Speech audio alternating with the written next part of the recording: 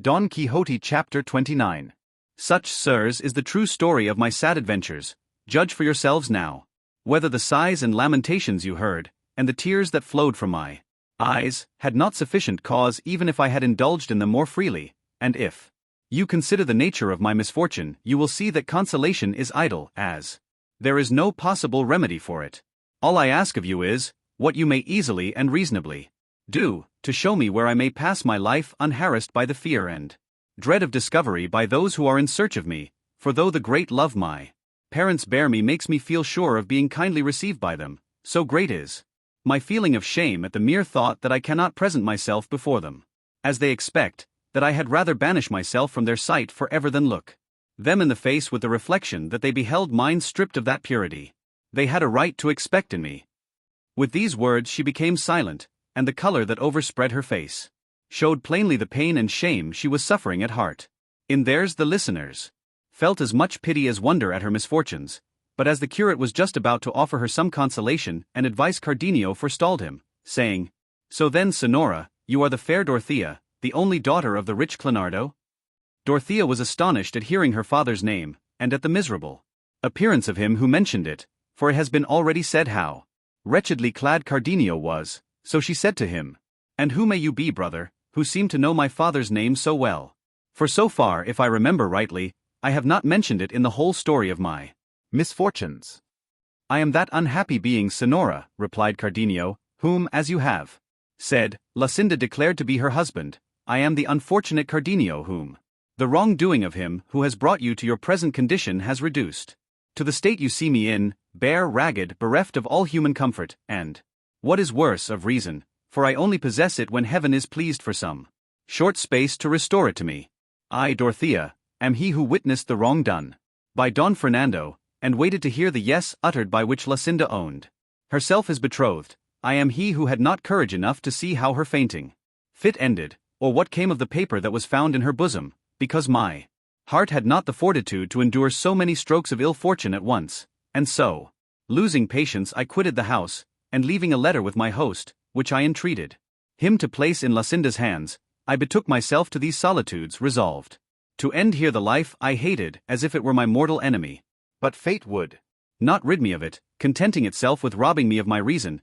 perhaps to preserve me for the good fortune I have had in meeting you, for if that which you have just told us be true, as I believe it to be, it may be that heaven has yet in store for both of us a happier termination to our misfortunes than we look for, because, seeing that Luscinda cannot marry Don Fernando, being mine, as she has herself so openly declared, and that Don Fernando cannot marry her as he is yours, we may reasonably hope that heaven will restore to us what is ours, as it is still in existence and not yet alienated or destroyed. And as we have this consolation, springing from no very visionary hope or wild fancy, I entreat you, Sonora, to form new resolutions in your better mind, as I mean to do in mine, preparing yourself to look forward to happier fortunes, for I swear to you by the faith of a gentleman and a Christian not to desert you until I see you in possession of Don Fernando, and if I cannot by words induce him to recognize his obligation to you, in that case to avail myself of the right which my rank as a gentleman gives me,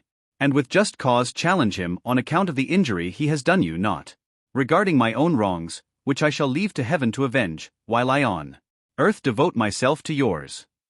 Cardenio's words completed the astonishment of Dorothea, and not knowing how to return thanks for such an offer, she attempted to kiss his feet, but Cardenio would not permit it, and the licentiate replied for both, commended the sound reasoning of Cardenio, and lastly begged, advised, and urged them to come with him to his village, where they might furnish themselves with what they needed, and take measures to discover Don Fernando, or restore Dorothea to her parents, or do what seemed to them most advisable. Cardenio and Dorothea thanked him, and accepted the kind offer he made them, and the barber, who had been listening to all attentively and in silence, on his part some kindly words also, and with no less goodwill than the curate, offered his services in any way that might be of use to them. He also explained to them in a few words the object that had brought them there, and the strange nature of Don Quixote's madness, and how they were waiting for his squire, who had gone in search of him. Like the recollection of a dream, the quarrel he had had with Don Quixote came back to Cardenio's memory, and he described it to the others, but he was unable to say what the dispute was about. At this moment they heard a shout, and recognized it as coming from Sancho Panza, who, not finding them where he had left them, was calling aloud to them. They went to meet him, and in answer to their inquiries about Don Quixote told them how he had found him stripped to his shirt, lank, yellow, half dead with hunger and sighing for his lady Dulcinea, and although he had told him that she commanded him to quit that place and come to El Toboso, where she was expecting him, he had answered that he was determined not to appear in the presence of her beauty until he had done deeds to make him worthy of her favor, and if this went on, Sancho said, he ran the risk of not becoming an emperor as in duty bound, or even an archbishop, which was the least he could be, for which reason they ought to consider what was to be done to get him away from there. The licentiate, in reply, told him not to be uneasy, for they would fetch him away in spite of himself. He then told Cardenio and Dorothea what they had proposed to do to cure Don Quixote, or at any rate take him home, upon which Dorothea said that she could play the distressed damsel better than the barber, especially as she had there the dress in which to do it to the life, and that they might trust to her acting the part in every particular requisite for carrying out their scheme, for she had read a great many books of chivalry, and knew exactly the style in which afflicted damsels begged boons of knights errant. In that case, said the curate, there is nothing more required than to set about it at once, for beyond a doubt fortune is declaring itself in our favor, since it has so unexpectedly begun to open a door for your relief, and smooth the way for us to our object.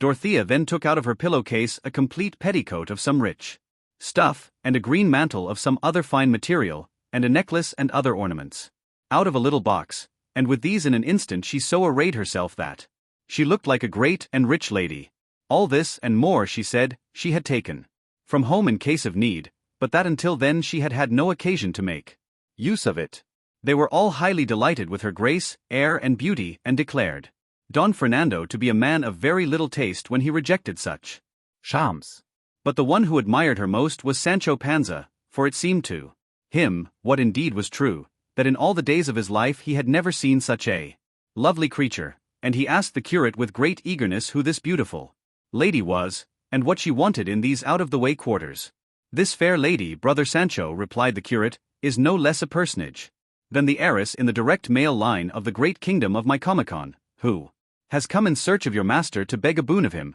which is that he redress a wrong or injury that a wicked giant has done her, and from the fame as a good knight which your master has acquired far and wide, this princess has come from Guinea to seek him. A lucky seeking and a lucky finding, said Sancho Panza at this, especially if my master has the good fortune to redress that injury, and right that wrong, and kill that son of a bitch of a giant your worship speaks of, as kill him he will if he meets him, unless indeed he happens to be a phantom, for my master has no power at all against phantoms. But one thing among others I would beg of you, Señor Licentiate, which is, that to prevent my master taking a fancy to be an archbishop, for that is what I'm afraid of, your worship would recommend him to marry this princess at once, for in this way he will be disabled from taking archbishop's orders and will easily come into his empire, and I to the end of my desires. I have been thinking over the matter carefully, and by what I can make out I find it will not do for me that my master should become an archbishop, because I am no good for the church as I am married, and for me now, having as I have a wife and children, to set about obtaining dispensations to enable me to hold a place of profit under the church, would be endless work, so that, Señor, it all turns on my master marrying this lady at once, for as yet I do not know her grace, and so I cannot call her by her name. She is called the Princess Micomicona, said the curate, for as her kingdom is Micomicon, it is clear that must be her name. There's no doubt of that, replied Sancho, for I have known many to take their name and title from the place where they were born and call themselves Pedro of Alcala, Juan of Ubeda and Diego of Valladolid, and it may be that over there in Guinea queens have the same way of taking the names of their kingdoms. So it may, said the curate, and as for your master's marrying, I will do all in my power towards it, with which Sancho was as much pleased as the curate was amazed at his simplicity and at seeing what a hold the absurdities of his master had taken of his fancy, for he had evidently persuaded himself that he was going to be an emperor. By this time Dorothea had seated herself upon the curate's mule, and the barber had fitted the oxtail beard to his face, and they now told Sancho to conduct them to where Don Quixote was, warning him not to say that he knew either the licentiate or the barber, as his master's becoming an emperor entirely depended On his not recognizing them, neither the curate nor Cardenio, however, thought fit to go with them, Cardenio lest he should remind Don Quixote of the quarrel he had with him, and the curate as there was no necessity for his presence just yet, so they allowed the others to go on before them, while they themselves followed slowly on foot. The curate did not forget to instruct Dorothea how to act, but she said they might make their minds easy, as everything would be done exactly as the books of chivalry required and described. They had gone about 3/4 of a league when they discovered Don Quixote in a wilderness of rocks, by this time clothed, but without his armor. And as soon as Dorothea saw him and was told by Sancho that that was Don Quixote, she whipped her palfrey, the well-bearded barber following her, and on coming up to him her squire sprang from his mule and came forward to receive her in his arms, and she dismounting with great ease of manner advanced to kneel before the feet of Don Quixote, and though he strove to raise her up, she without rising addressed him in this fashion: "From this spot I will not rise, valiant and doughty knight, until your goodness and courtesy grant me a boon, which will redound to the honor and renown of your person, and render a service to the most disconsolate and afflicted damsel the sun has seen, and if the might of your strong arm corresponds to the repute of your immortal fame, you are bound to aid the helpless being who, led by the savor of your renowned name, hath come from far distant lands to seek your aid in her misfortunes." "I will not answer a word, beauteous lady," replied Don Quixote, "nor will I listen to anything further concerning you, until you rise from the earth." "I will not rise, señor," answered the afflicted damsel, "unless of your courtesy. The boon I ask is first granted me." "I grant and accord it," said Don Quixote, "provided without detriment or prejudice to my king, my country, or her who holds the key of my heart and freedom. It may be complied with." "It will not be to the detriment or prejudice of any of them, my worthy lord," said the afflicted damsel, and here Sancho Panza drew close to his master's ear, and said to him very softly, "Your worship may very safely grant the boon she asks. It's nothing at all, only to kill a big giant, and she who asks it is the exalted Princess Mycona, queen of the great kingdom of Mycomicon of Ethiopia." "Let her be who she may," replied Don Quixote, "I will do what is my bounden duty, and what my conscience bids me, in conformity with what I have professed." And turning to the damsel he said, "Let your great beauty rise, for I grant the boon which you would ask of me." "Then what I ask," said the damsel, "is that your magnanimous person accompany me at once whither I will conduct you, and that you promise not to engage in any other adventure or quest until you have avenged me of a traitor who, against all human and divine law, has usurped my kingdom."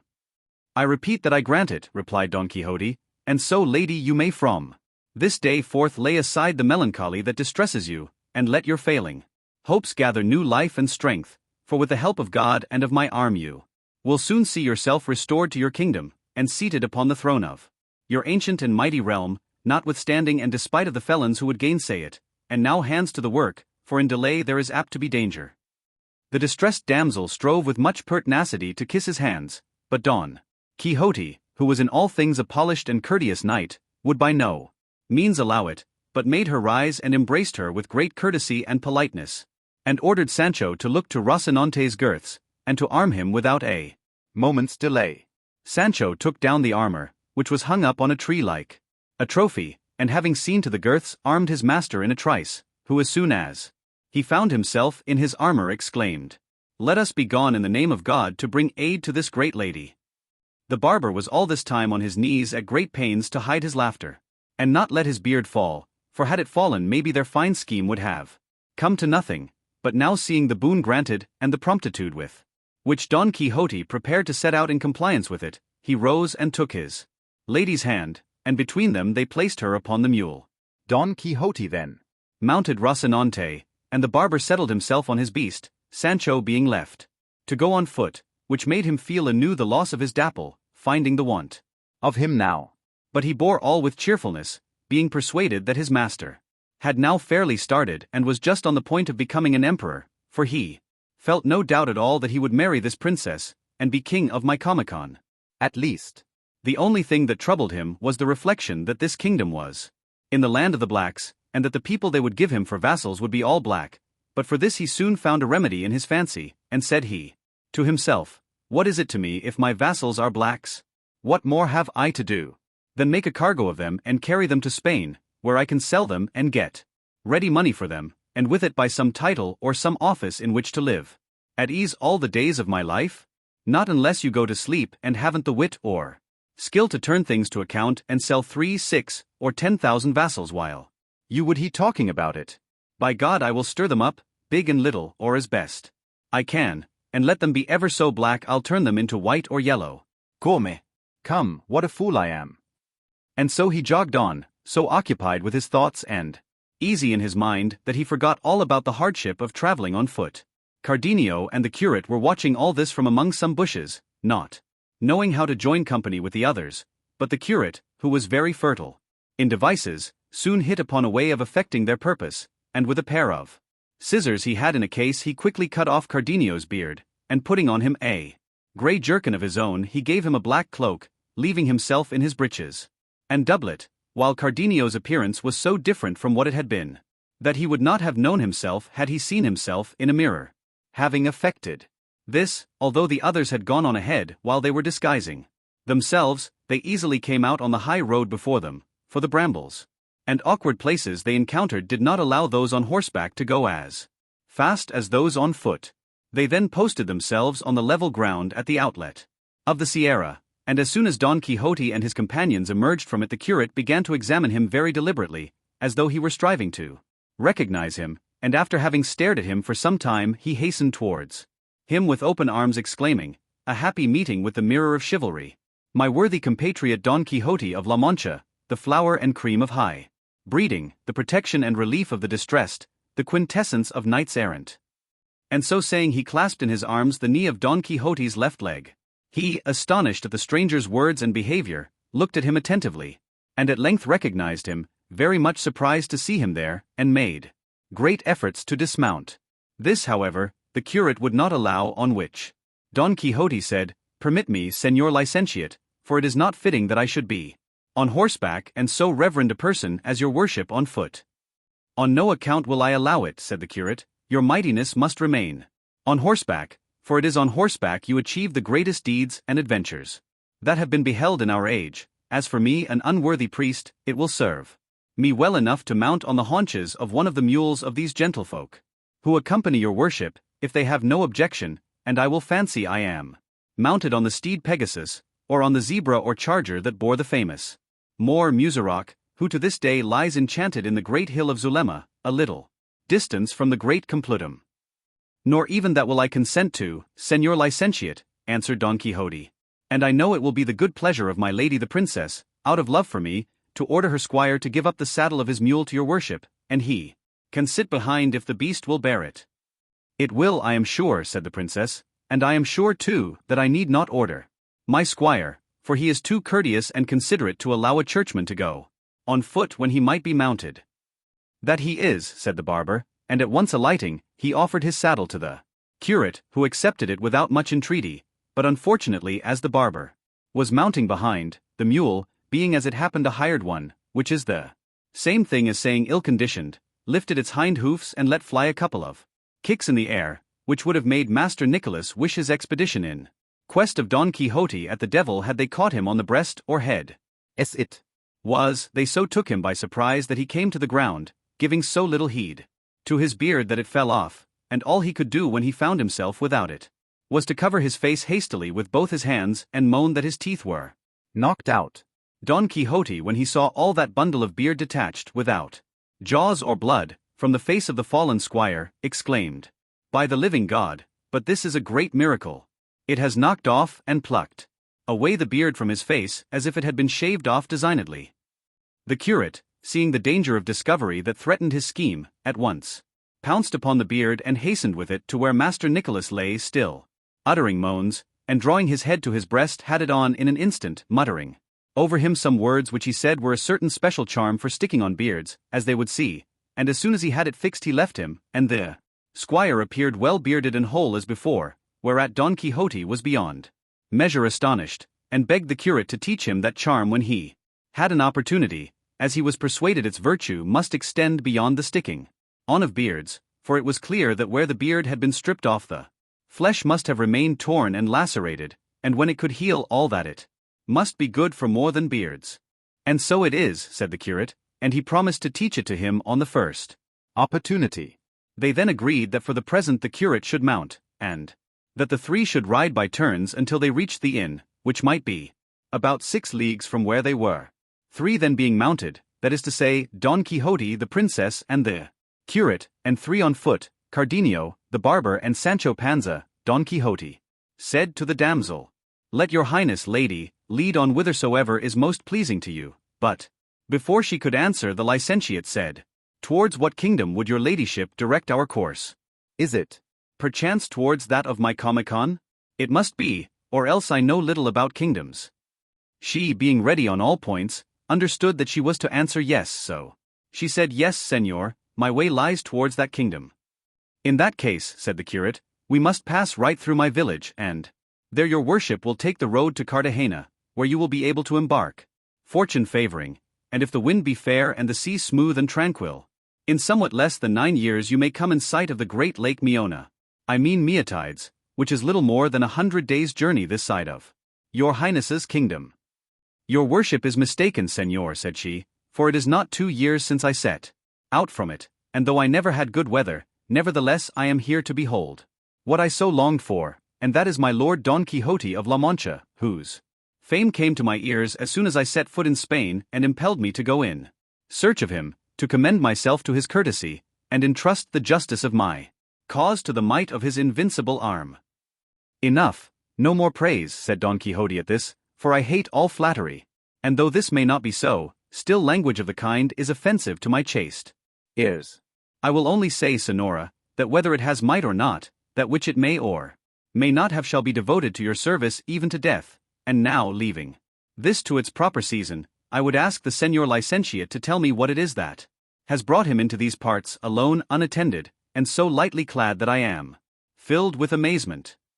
"I will answer that briefly," replied the curate. "You must know then, Senor Don Quixote, that Master Nicholas, our friend and barber, and I were going to Seville to receive some money that a relative of mine who went to the Indies many years ago had sent me, and not such a small sum but that it was over 60,000 pieces of 8 full weight, which is something, and passing by this place yesterday we were attacked by 4 footpads, who stripped us even to our beards, and them they stripped off so that the barber found it necessary to put on a false one, and even this young man here," pointing to Cardenio, "they completely transformed. But the best of it is, the story goes in the neighborhood that those who attacked us belonged to a number of galley slaves who, they say, were set free almost on the very same spot by a man of such valor that, in spite of the commissary and of the guards, he released the whole of them, and beyond all doubt he must have been out of his senses, or he must be as great a scoundrel as they, or some man without heart or conscience to let the wolf loose among the sheep, the fox among the hens, the fly among the honey. He has defrauded justice, and opposed his king and lawful master, for he opposed his just commands. He has, I say, robbed the galleys of their feet, stirred up the holy brotherhood which for many years past has been quiet, and lastly, has done a deed by which his soul may be lost without any gain to his body." Sancho had told the curate and the barber of the adventure of the galley slaves, which, so much to his glory, his master had achieved, and hence the curate, in alluding to it, made the most of it to see what would be said or done by Don Quixote, who changed color at every word, not daring to say that it was he who had been the liberator of those worthy people. "These then," said the curate, "were they who robbed us, and God in his mercy pardon him who would not let them go to the punishment they deserved."